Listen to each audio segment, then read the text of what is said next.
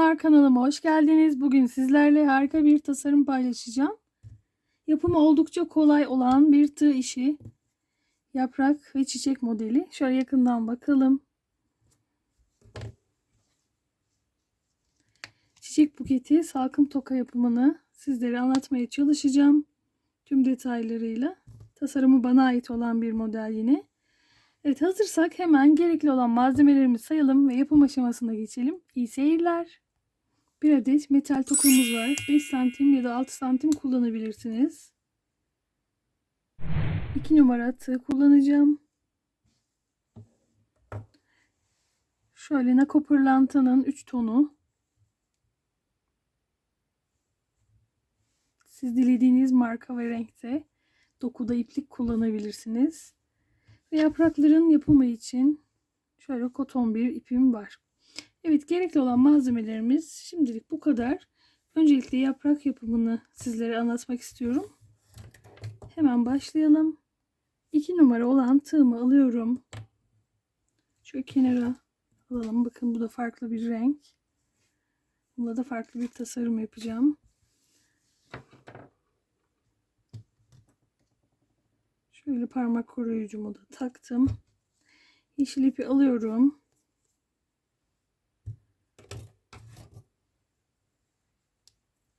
Bir tane sabitleme zinciri. Bunu saymayalım.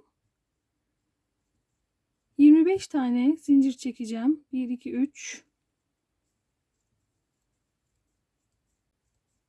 10,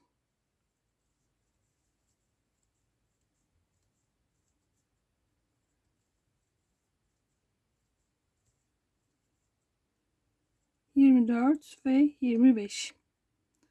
Tığıma şu şekilde ipimi alıyorum. 1, 2, 3, 4, 5 ve 6. 6. ilmekten geçiş yaptım.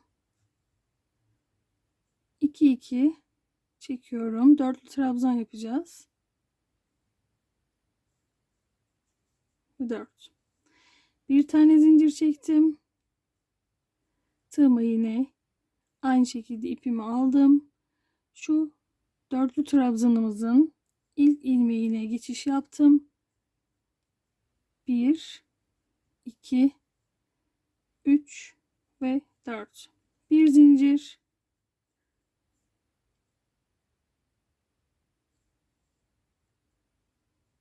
Bir, iki, üç. Bir zincir.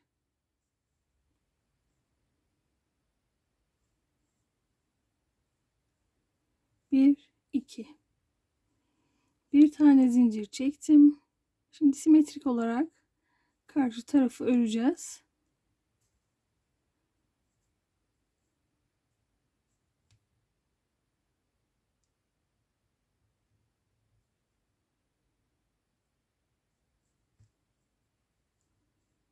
Bir, iki.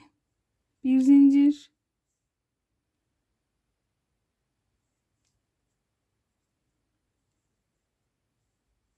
Üçlü trabzan. Bir zincir. Şurada bir yanlışlık mı yaptım? Hemen kontrol edeceğim.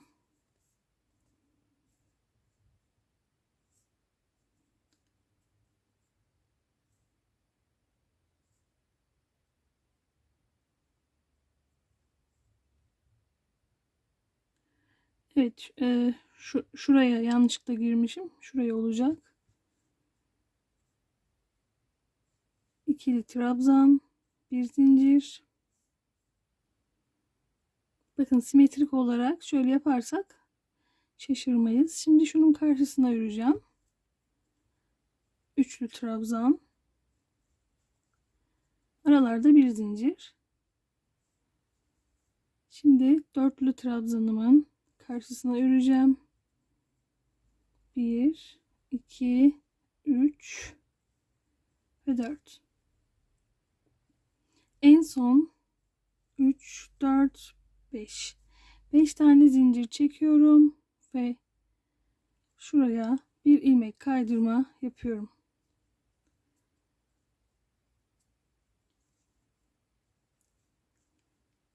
Şimdi şu zincirlerin içini dolduracağız. 7 tane sık iğne yapıyorum. 3, 4, 5, 6 ve 7. Şuradaki yakından görelim. Trabzanımın arasına bir sık iğne. Sonra şu iki trabzanın arasındaki boşluğa 2 sık iğne. Sonra trabzanımın arasına yine bir sık iğne. Kısacası trabzanın ortasına bir tane sık iğne, aradaki boşluklara da 2 tane sık iğne örelim.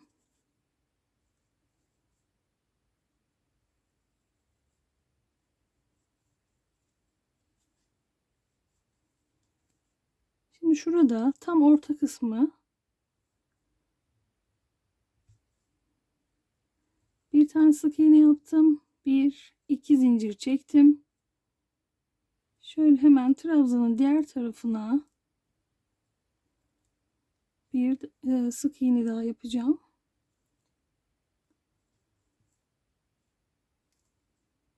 Evet. Sık iğne yaptım. Şimdi aradaki bu boşluğa 2 tane sık iğne.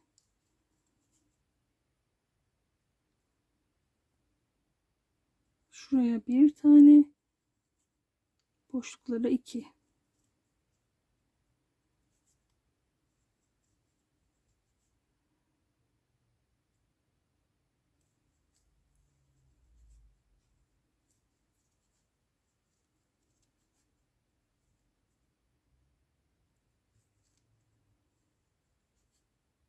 Ve son olarak yine başlangıçta olduğu gibi 7 tane sık iğne ile burayı dolduralım. 3, 4, 5, 6 ve son olarak 7. Şöyle ortadan bir tane ilmek kaydırma yaptım. Şimdi şu arkada kalan zincirlerimize tığımızla geçiş yapalım.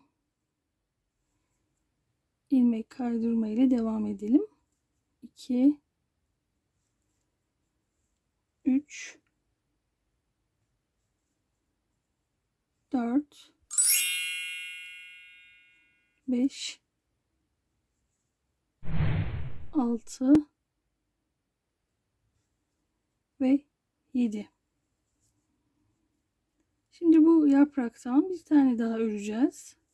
Bunun için 1, 2, 3, 4, 5, 6, 7, 8, 9, 10, 11, 15. Şöyle kontrol ediyorum. 6 tanesini kullanacağız. 15, 16, 17, 18, 19 ve 20. 20 tane zincir çektim. Aynı işlemi tekrar edeceğiz. 1, 2, 3, 4, 5 ve 6. 6. ilmeğime dörtlü trabzan, bir zincir,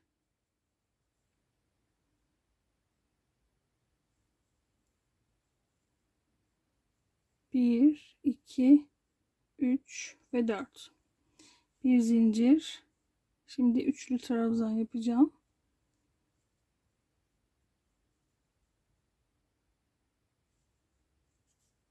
Bir,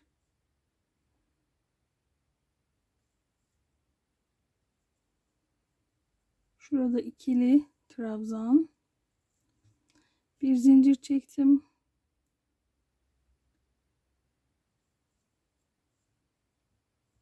Simetrik bir şekilde örüyorum karşısına gelen kısımları.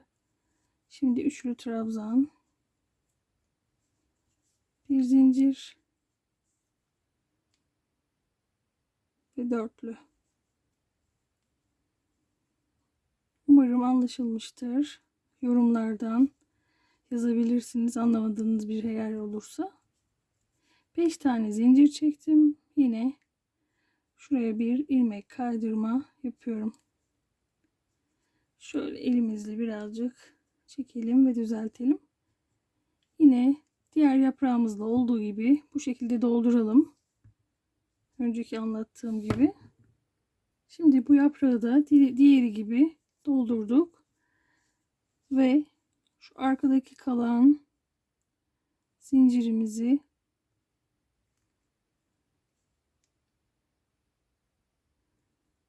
kaydırma yöntemiyle takip edeceğiz.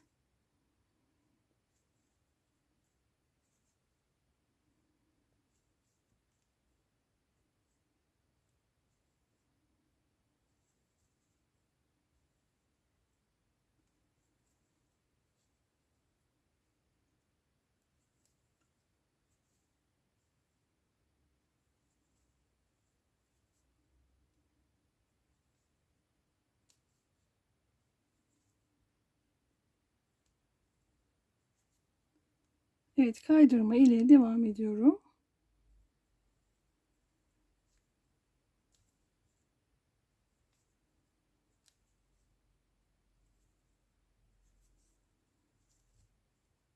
Diğer yaprağın olduğu yere doğru geldim. Bir kaydırma ve yukarı doğru aynı şekilde devam ediyoruz.